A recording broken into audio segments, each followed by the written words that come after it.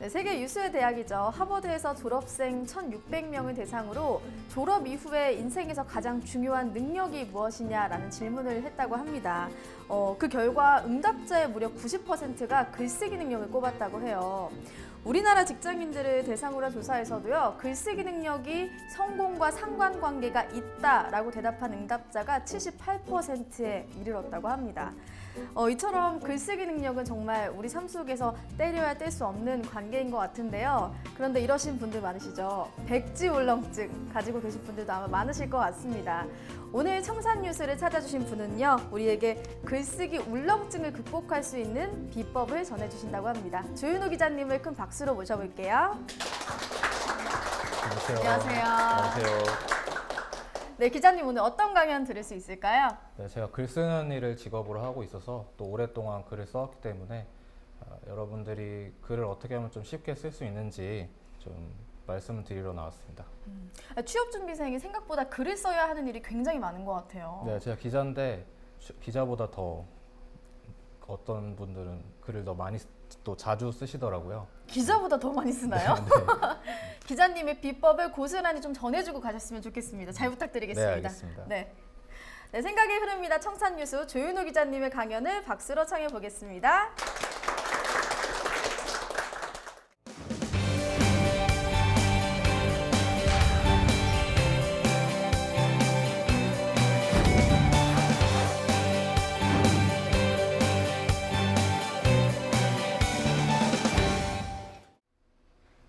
네, 저는 조윤호라고 하고요. 지금 여기저기 글을 쓰고 있습니다. 제가 여기 계신 분들이랑 아마 나이가 크게 차이가 안 날 거예요. 아마 제가 아슬아슬하게 20대거든요, 아직. 그래서 제가 학생 때부터 좀 여기저기 글을 많이 썼어요. 그리고 졸업을 하고 나서 기자가 돼서 또 글을 쓰는 일을 하게 됐고요. 지금은 뭐 이런 책들을 쓰고 있습니다. 나쁜 뉴스의 나라나 프레임 대 프레임 이런 책인데, 아무튼 이런 책들을 쓰고 뭐 여기저기 글을 쓰는 일을 하고 있어요. 그래서 제가 여러분들께 지금 글쓰기에 대해서 좀 말씀드리러 나왔는데요.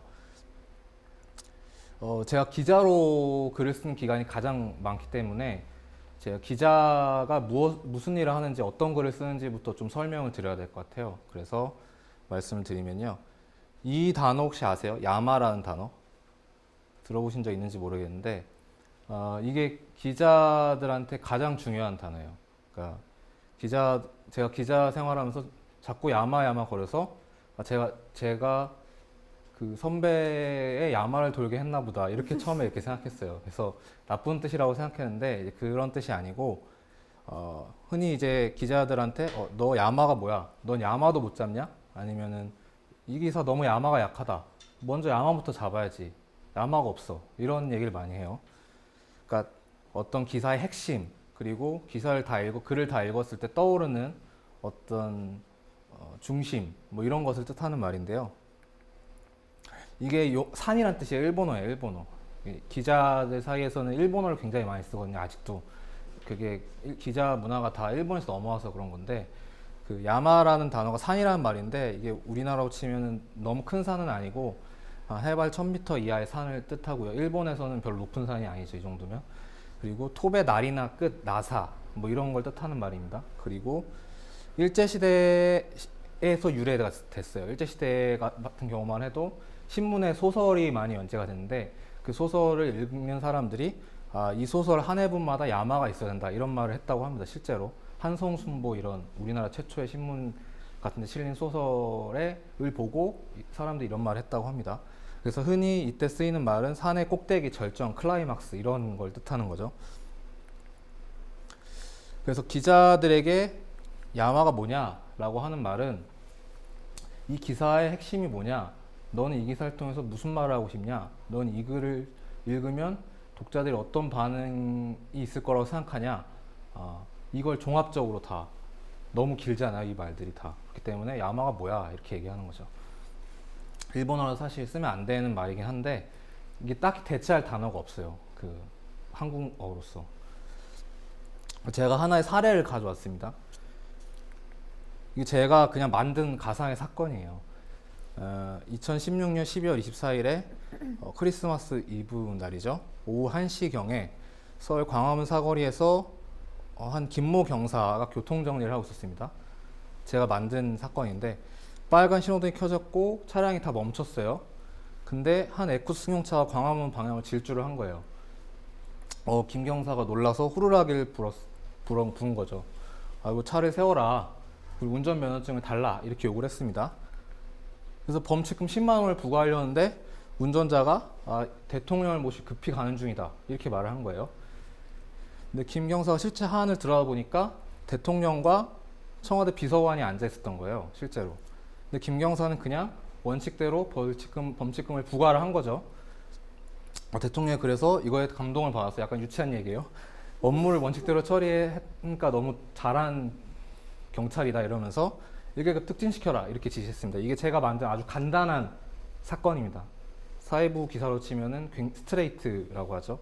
한 세 문단이면 쓸 수 있는 기사. 그래서 한번 같이 찾아봤으면 좋겠어요.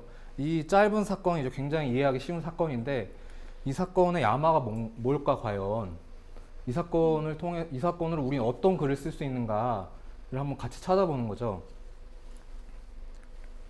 일단 주어부터 찾아야 돼요. 주어부터. 사건의 주어. 주어가 누구냐. 나는 어떤 주어로 이야기를 풀어나갈 것인가부터 생각을 하셔야 돼요. 그리고 두 번째는 팩트를 챙겨야 돼요. 이 주어가 한 행동, 육하원칙, OW1H에 근거한 행동들, 이거를 재구성을 해야 됩니다. 그리고 근데 팩트만 가지고는 그 글이 의미가 없어요. 그 때문에 글이 재밌고 글이 효과를 지니고 메시지를 담으려면은 우리가 임팩트를 줘야 돼요. 이거를 기자들이 흔히 하는 말 초를 친다고 하거든요. 근데 망친다는 얘기가 아니라 기사에 재밌게 양념을 친다는 얘기예요. 우리가 양념을 치는데 양념을 적당히 치면은 굉장히 맛있는 요리가 되지만 너무 많이 치면 요리가 망하죠. 그런 것처럼 좋은 양념을 쳐야 됩니다. 그 SBS의 피노키오라는 드라마를 아시는지 모르는데 거기 보면은 그 선배 기자가 주인공들한테 이런 말을 하는 대사가 나와요. 기사는 팩트와 임팩트가 하나가 돼야 기사가 된다. 이런 말을 하는 게 나오는데 그게 정확히 저 말입니다. 주어를 찾고 팩트, 이 주어와 연관된 팩트를 모으고 거기다 임팩트를 주는 거. 이럼으로써 하나의 기사와 글이 완성되는 거죠. 이 앞에 사건의 주어를 한번 찾아볼게요. 여러 명의 주어가 있습니다. 사건에서. 일단 대통령을 한번 찾아볼게요.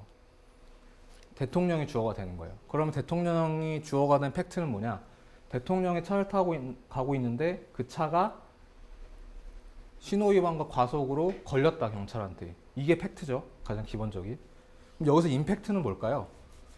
그거를 생각하셔야 돼요. 글을 항상 쓸 때. 이건 팩트인데 그럼 임팩트는 뭔가? 내가 기자니까 기자답게 바꿔보면 도덕적인 문제로 만들 수 있죠. 이거를. 어떻게 한 나라의 대통령이 차를 타고 가다가 신호위반으로 걸릴 수가 있냐. 이거 잘못된 거 아니냐. 이게 기자가 주는 어떤 시각인 거잖아요. 이게 임팩트죠. 저 사건 자체에는 그 말은 나와 있지 않아요. 근데 제가 해석을 하는 거죠. 그렇게. 사건을 만드는 거죠. 운전자가 비서관을 주어로 놓을 수도 있어요. 대통령을 모시고 급히 가는데 라는 말은 팩트죠. 운전자가 이런 말을 했어요. 그리고 비서관도 비슷한 얘기를 했어요. 그럼 임팩트는 뭐냐? 사건 뭉개려고 한 거죠. 잘못하고. 운전자, 비서관이. 이게 임팩트인 거죠. 이건 해석이죠, 일종의. 운전자를 주어로 놓으면 이런 글이 가능하고요. 주어가 또 있습니다. 또 뭐가 있을까요? 김경사가 있죠. 김경사라는 주어가. 김경사에게 주어진 팩트. 김경사를 둘러쓰는 팩트는 사실은 대통령이 찬타에 범칙금을 매겼다. 이게 팩트죠. 그럼 임팩트는 어떻게 할 수 있을까? 네, 참 괜찮은 경사다. 미담을 만들 수 있죠. 미담 기사를. 네. 훌륭한 경사. 원칙대로 대통령이 타고 있어도 벌금을 매겼던 그런 김경사가 화제다. 뭐 이런 식으로 쓰면 되는 거죠. 대통령을 주어로 또 다른 얘기를 할 수도 있어요.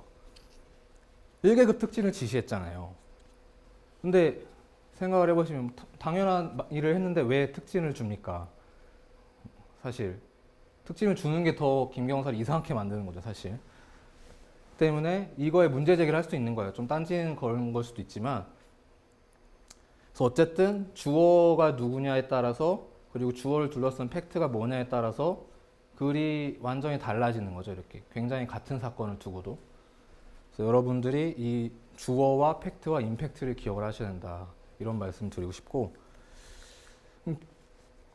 이런 글을 바탕으로 기자가 하는 일이 무엇인가 라는 얘기를 말씀을 좀 더 드려보면,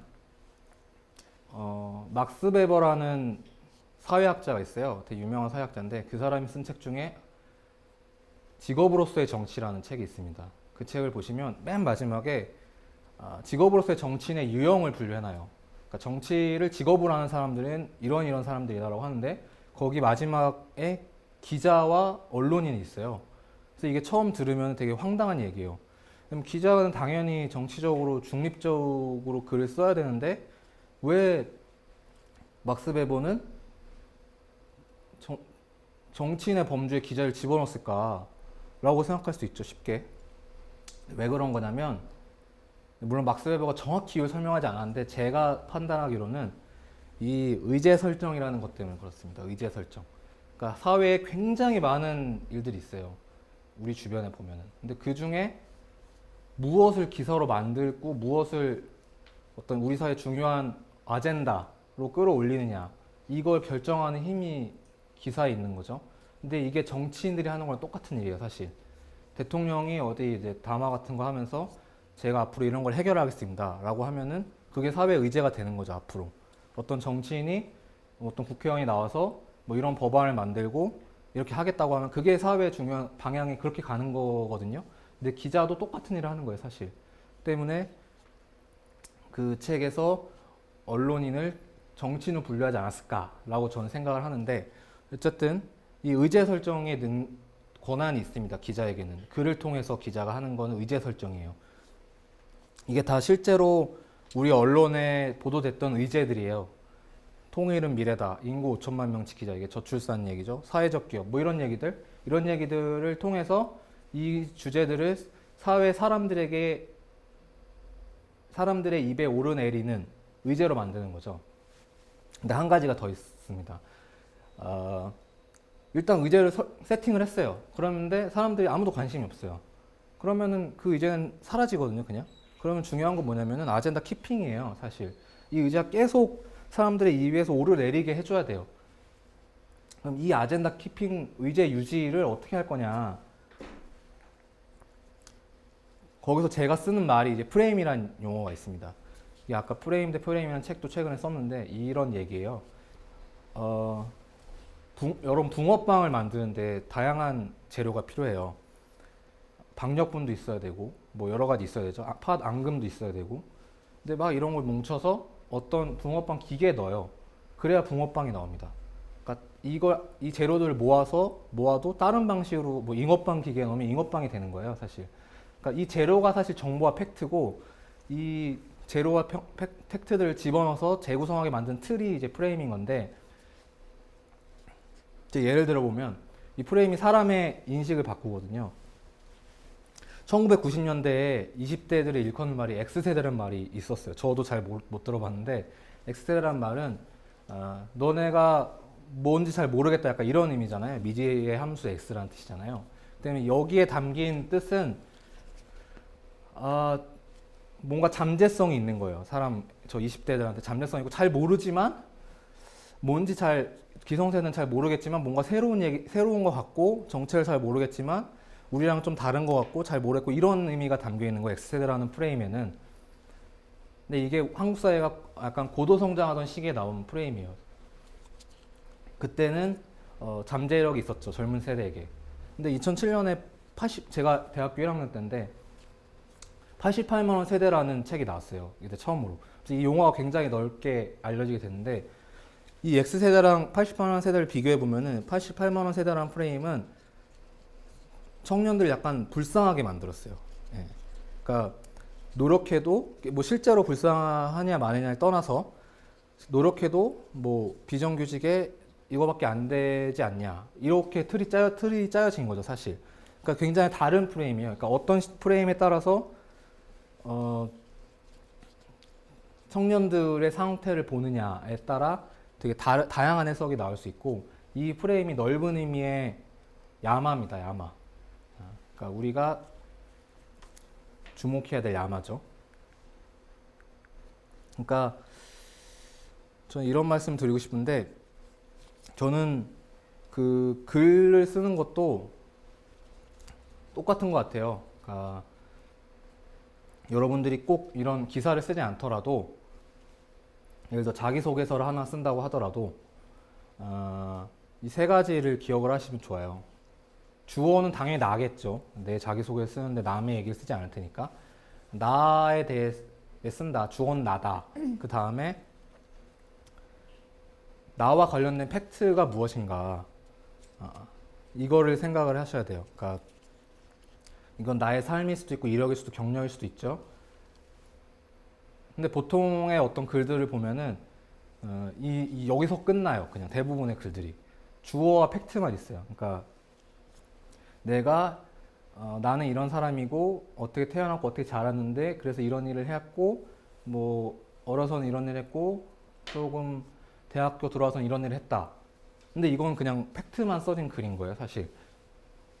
이런 글은 우리 기자들 말로 하면 야마가 없는 글인 거죠.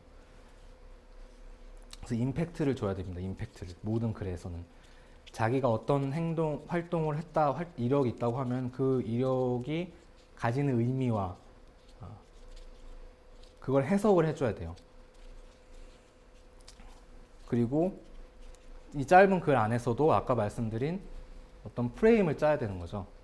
나는 이런 사람이다. 나를 이런 사람으로 봐달라. 이런 프레임을 짜시는 게 굉장히 중요하다. 네, 이런 말씀 드리고,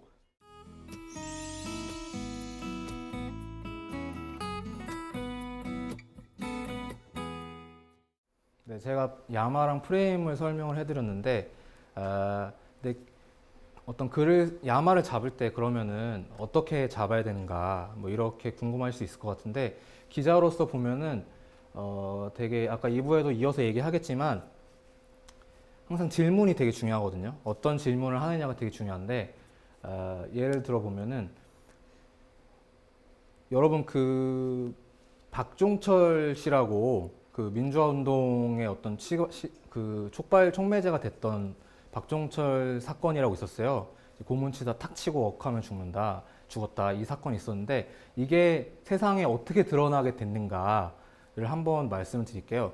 이게 세상에 중앙일보 기자가 이 사건을 최초로 보도해서 그 다음날 사회면 이면인가요? 하단에 실어서 이 사건이 돼서 이게 전국적으로 알려지면서 그 민주화 운동까지 이어지게 된 거거든요. 근데 이 사람이 사망했던 사건이 어떻게 알려지게 됐는가를 보면은 처음에 중앙일보 기자가 어떤 경찰이랑 이제 술을 마시고 있었어요. 그날 저녁에 술을 마시고 있었는데, 경찰이 술인지 밥인지 사실 제가 정확히 기억이 안 난다. 같이 먹었겠죠. 그래서 같이 이렇게 먹고 있다가 경찰이 이런 말을 한 거예요.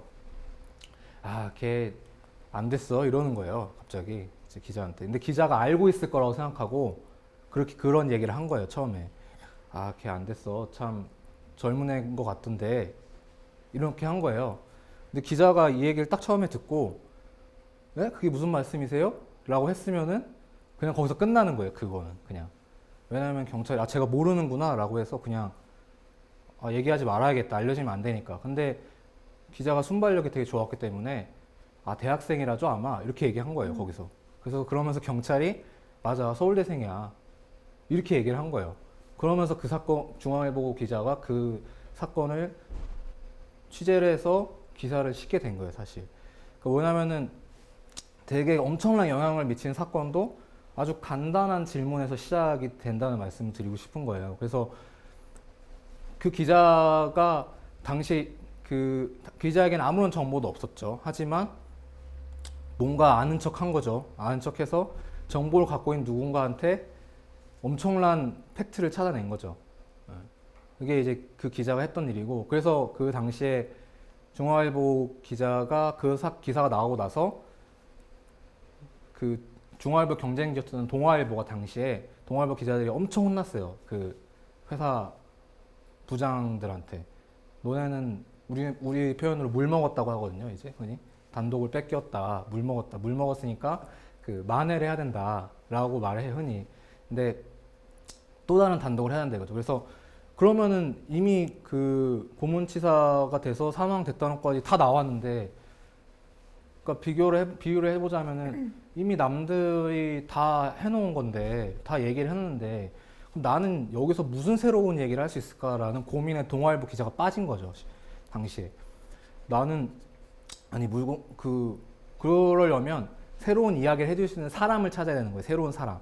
그러면은 이 사람이 어떤 고문을 받다가 사망에 이르렀는데 이 얘기를 해줄 수 있는 사람이 누굴까? 그거부터 찾아야 되는 거죠. 경찰은 더 이상 해주지 않아요. 이미 중앙일보 기자한테 해줘서 더 입을 닫아버린 거죠. 그렇다고 뭐 정부에 물어볼 수도 없어요. 그러면 이제 계속 찾는 거예요. 레이더를. 이 얘기를 해줄 수 있는 사람이 누굴까? 딱 한 사람이 있었던 거죠. 그 박정철 군을 두검한 의사가 유일하게 그 사건을 말해줄 수 있는 사람이었던 거예요. 그래서 동아일보 기자가 두검이를 찾아서 엄청나게 설득을 합니다. 가서 제발 당신의 입에 우리나라에 뭐가 달려있다 이런 식으로 해서 엄청나게 설득을 해서 결국에는 그 입에서 내가 부검을 해봤더니 뭔가 이제 몸에 물이 들어갔을 때 생기는 증상들이 있거든요. 이제 몸에 물이 들어가거나 어떤 고문을 당해서 생기는 흔적들이 어떤 시신에 나왔다. 이 얘기를 들은 거예요. 근데 의사가 그렇게 말했으면 뭐 100%죠. 거의. 그래서 중앙일보가 먼저 그렇게 치고 그 다음에 동아일보에서 확정을 지은 거예요. 이거는 국가가 어떤 폭력을 한 거다 당시에. 그래서 그 사건이 알려지게 됐고 확 이제 여론이 일게 된 거죠. 그러니까 사실은 우리가 어떤 팩트를 수집하거나 어떤 임팩트를 줄 때 되게 막연하게 느낄 수 있는데 이건 되게 큰 사건이지만 내가 어떤 자세로 어떤 질문을 하냐에 따라서 되게 전혀 다른 얘기가 나올 수 있다는 거예요. 뭐 제 얘기는 아니지만 다른 얘기를 하나 해보면은 취재할 때 이런 일들이 굉장히 많아요. 얘기를 안 해주거든요, 상대가. 공무원이건 뭐 기업 누구건 얘기를 잘 안 해줘요. 답변을 안 해요. 그러면은 어떻게 해야 저 사람한테 대답을 들을까를 엄청나게 고민을 하거든요, 기자로서. 예전에 무슨 사건이 있었냐면 그 교도소 같은 데 보면은 교도소 안에서 이제 물건을 거래하는 일이 있어요. 왜냐면 물건이 없으니까 안에 이제 물건을 거래를 하는데 여기서 뭔가 비리를 해서 어떤 간수가 해고를 당한 거예요. 근데 이 얘기를 팩트를 들은 거예요. 그런데 이걸 확인을 해야 되는데 당연히 그 교도소에서는 확인을 안 해주잖아요. 자기 별 좋은 일도 아닌데 사실. 그래서 엄청 머리를 굴린 거예요. 이거를 어떻게 해야 말해줄까라고 고민을 하다가 제 얘기는 아니고 약간 거짓말을 한 거죠. 쉽게 얘기해서. 거짓말을 어떻게 했냐면 전화를 해서 기자라고 얘기를 자기가 한 게 아니라 다른 사람을 시켜서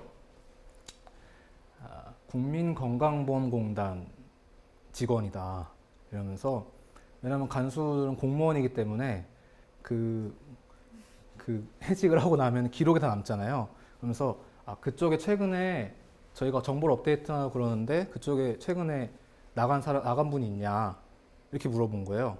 그래서 있다. 어떤 이런 사람이다 이렇게 한 거죠. 그래서 기사를 썼어요. 그렇게 해서. 그러니까 약간은 편법인데 어쨌든 자기가 어떤 위치에서 자기를 누구라고 소개하느냐 혹은 어떤 질문을 던지냐에 따라서 굉장히 다른 듣지 못했던 얘기가 막 쏟아져 나올 수 있는 거예요. 저도 기자 생활하면서 그런 경험을 많이 했는데 그런 얘기들 쌓여서 지금 당장은 제가 기사에 써먹지 못한 얘기들도 굉장히 많지만 언젠가는 나중에는 제 일하는데 도움이 돼서 써먹고 이러거든요. 그래서 글감들을 저는 항상 그렇게 얻으려고 했어요. 그러니까 질문을 계속 끊임없이 던지고, 그러니까 내가 이미 취재할 게 100이면 이 100은 끝났다고 할지라도 더 궁금한 거 계속 물어보면서 이게 나중에 쌓이면 이게 나의 팩트가 되고 임팩트가 된다는 거죠. 그래서 이게 사실 기자가 해야 되는 취재의 영역인데, 실은 저는 글쓰기를 하는 모든 사람들은 이런 걸 따라가야 된다고 생각해요. 사실 기자들은 이런 걸 하면서 글쓰기를 훈련을 받는 거거든요. 근데 우리나라 대부분의 사람들은 이런 일이 필요해요. 사실 회사에 가도 저는 기자보다 글을 더 잘 써야 된다고 생각하는 사람이 회사원들이에요. 사실 회사에 가면 항상 보고서를 엄청나게 쓰거든요. 근데 훈련이 안 된 상태에서 보고서를 쓰다 보면은 항상 막혀요. 근데 그렇게 막혔을 때 어떤 나의 이 글을 보는 사람이 누구인가, 그리고 이 주어가 누구인가 일단부터 파악을 하시고, 그 다음에 이 주어를 둘러싼 팩트와 임팩트, 야마가 뭐냐, 이 얘기를 항상 머릿속에 간직을 하시고 좀 들어야 되지 않을까 싶습니다. 네. 네, 아까 질문을 던지라는 얘기를 아까 앞서 했던 얘기 한번 적용을 시켜볼게요. 이 가상의 사건 아까 설명드렸죠. 김경사가 원칙대로 대통령이 탄 차에 그 범칙금을 부과한 사건. 이 사건에서도 우리는 일단 여러 종류의 글을 썼어요. 이미 4개 정도의 유형의 글을 주어를 삼아 썼는데, 여기서 한 발 더 나아갈 수 있는 거죠. 여기서 이 가상의 사건에서 질문을 한번 던져보는 거예요. 이 간단한 사건에 어떤 질문이 가능할까, 과연? 무슨 얘기를 더 쓸 수 있을까? 주어진 팩트 말고. 왜 이 사람들은 크리스마스 이브 오후 1시에 서울 광화문 사거리를 지나고 있었을까? 그냥 당연히 넘길 수 있지만 궁금하잖아요. 제가 만든 사건입니다. 물론 실제로 있었던 사건이 아니라.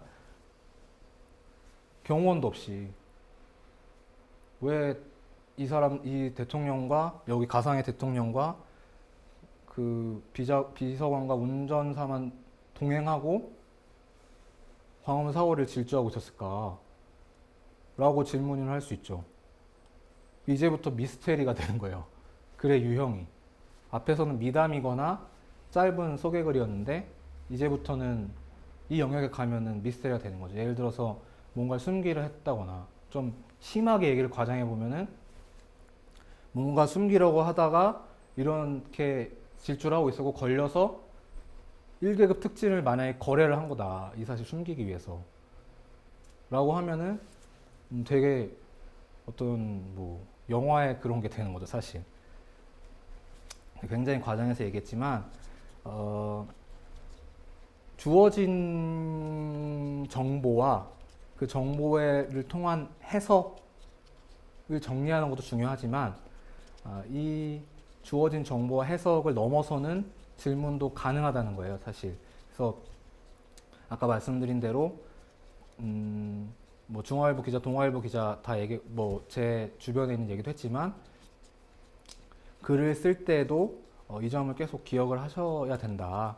어쨌든 이 사람은 왜 광화문 사거리에 여길 지나고 있었을까? 김경사가 이걸 감추기 위한 것이 아니었을까?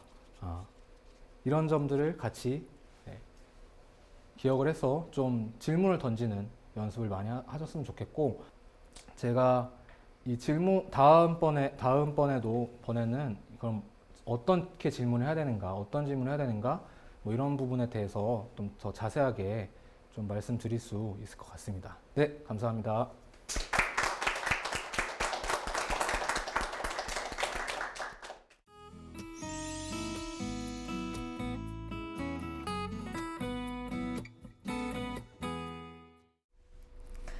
네, 오늘은 진짜 글쓰기를 좀 업으로 삼고 계신 분이라서 그런지 조금 더 현실적이고 실제적으로 좀 글쓰기에 대한 조언을 들을 수 있었던 것 같아요. 기사 쓸 때도 이용하시는 방법이었는데 글쓰기를 할 때 팩트를 찾고 거기에 임팩트를 더해야 한다라는 말씀을 해주셨어요. 근데 네네. 좀 임팩트를 사실 주고 싶지만 주기 힘들어서 많이 어려워하시는 분들이 네네. 많은데, 혹시 네. 기사를 쓰실 때 임팩트를 좀 어떻게 주시는 편인지 이야기를 해주시면 좋을 것 같아요. 그러니까 뭐 예를 들면은 그러니까 임팩트라는 거는 제가 찾는 경우도 있지만, 사실은 기자도 그렇고 취재하는 과정에서는 이게 잘 안 잡힐 때가 있어요. 그러면은 기자는 항상 전문가의 도움을 받거든요. 사실은. 그러니까 예를 들면은 무슨 뭐 제가 뭐 어떤 사건 사고를 다룰 때는 이게 제가 핵심을 파악하기 어렵기 때문에 뭐 경찰한테 물어보기도 하고 아니면 아까 의사한테 물어보기도 하고 그러다 보면은 그러니까 좀 이 사안을 잘 아는 사람한테 많이 물어보게 되죠. 그러면은 그분들이 임팩트를 잘 알고 계세요. 또 그리고 그거에 따라 어느 정도 있고 이게 또 근데 임팩트가 많은 언론사에서는 정해져 있는 경우도 있어요. 사실. 그러니까 네, 무슨 말씀인지 아실 수도 있는데, 그러니까 이런 방식으로 좀 돋보이게 해라. 이런 방식으로 끌어올려라. 이거를 사람들이 많이 본다. 뭐 이런 식으로. 근데 그게 나쁜 것도 있고 좋은 것도 있어요.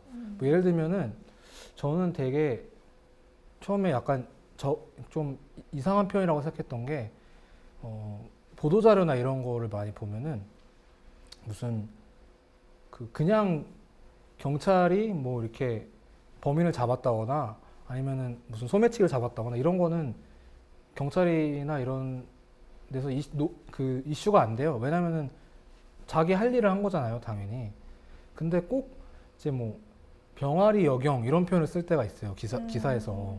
그러니까 신임 여경이 뭐 이런 소매치범도 잡았다 이런 표현을 언론에 실제로 많이 쓰거든요.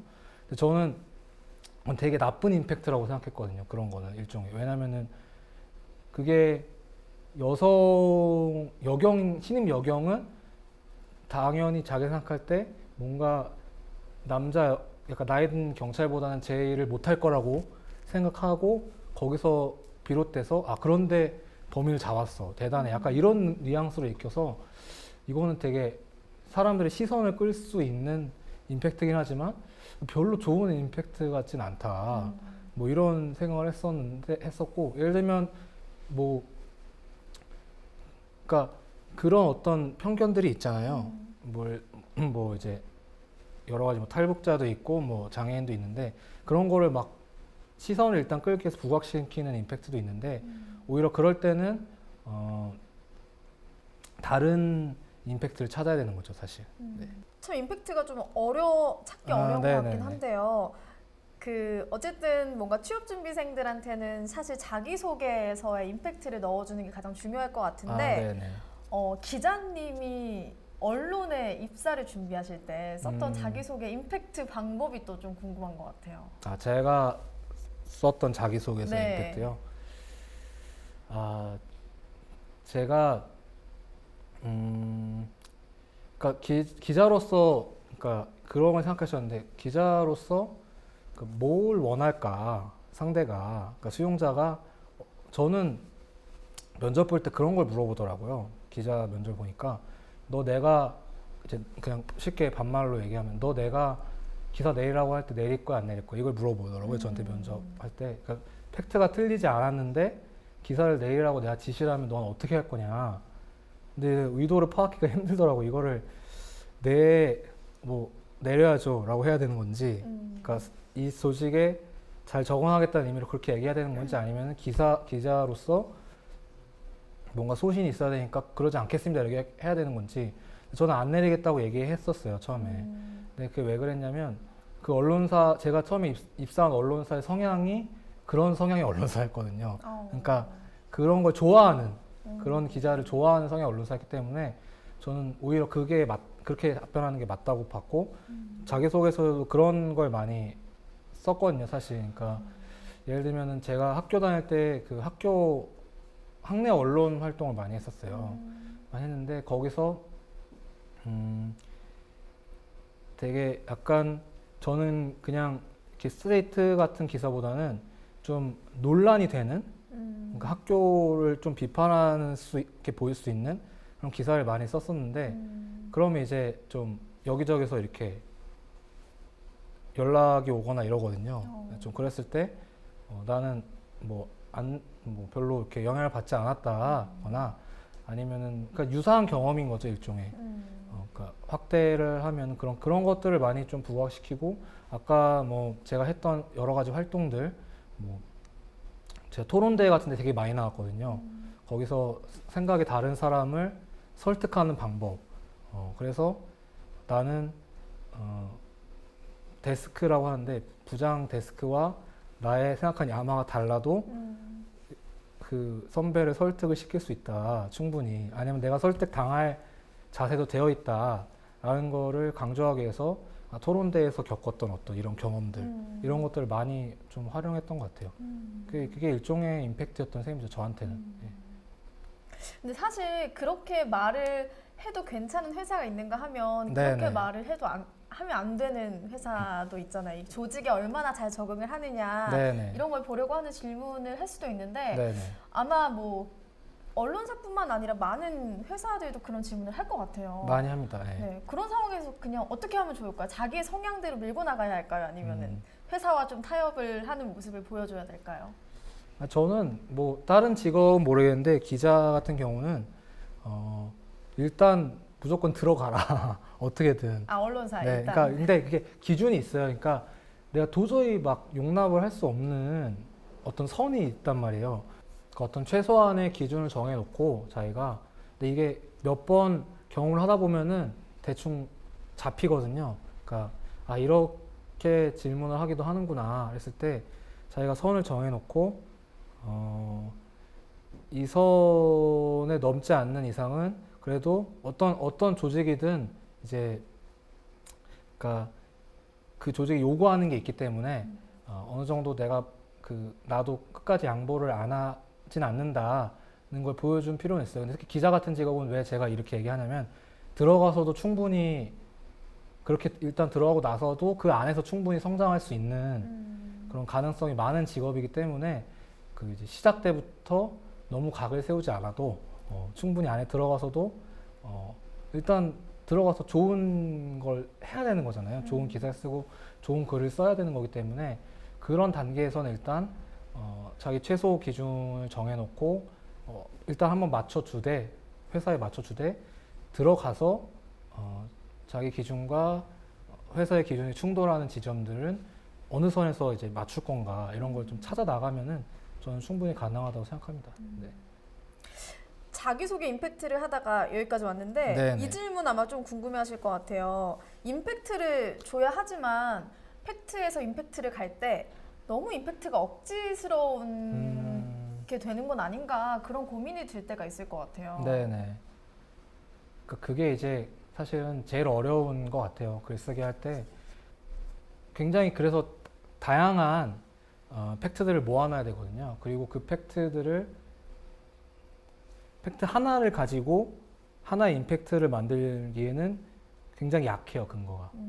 그러니까 하나의 임팩트를 주기 위해서 사례를 여러 개를 엮어야 되는 거죠. 그러니까 내가 예를 들면 저희 언론사 같은 경우 내가 어떤 남들과 의견 조정할 수 있는 능력이 있는 사람이다라고 할 때는 그냥 하나의 나의 경험을 가지고만 얘기하면은 그게 과장이 되는 거잖아요, 사실. 그렇기 때문에 나는 옛날부터 이렇게 살아왔고 내 성격이 약간 그런 성격이었고 근데 그 성격을 보여주는 어떤 에피소드들이 이런 일이 있었고 근데 이게 단순히 옛날부터 지금까지 내 어떤 성격이 그대로였다 이러면은 또 너무 과장의 가능으로 보일 수 있어요. 그러니까 이 변곡을 잘 설명을 해주셔야 돼요. 그러니까 내가 여기서 이렇게 생각했었는데 이런 경험을 통해서 또 나는 생각이 이런 식으로 바뀌었고 그러니까 내가 성성돼 온 내가 결국 말하고 싶은 것, 나의 성격, 나의 어떤 강점을 말하고 싶은 것에 도달하기까지 어떤 과정들 이걸 보여줘야지 그걸 읽는 사람들이 빠져들어요 거기에. 그러니까 이 사람은 이런 삶을 살았구나. 그래서 이렇게 됐구나. 그러면 앞으로는 이렇게 하겠네라고 자연스럽게 보여줘야 되는 거죠. 그러니까 주장을 하는 게 아니라 보여줘야 되는 거라는 거죠. 그래서 그 사람이 읽었을 때 자연스럽게 생각이 들도록 나는 이런 사람이다 이렇게 얘기하라는 게 아니라 나는 이런 사람인데 왜 이런 생각을 갖게 됐냐면 이런 과정들이 있었다. 이렇게 자연스럽게 그러려면 이제 팩트를 굉장히 여러 개를 엮어야 되는 거죠. 실제로 좀 글을 쓰셨던 경험을 통해서 이야기를 들으니까 더 좀 마음에 와닿는 조언들을 들을 수 있었던 것 같은데요. 2부에서도 더 많은 비법들을 알려주신다고 하니까요. 계속해서 2부에서도 기자님과 함께 해주시기 바랍니다. 고맙습니다. 감사합니다.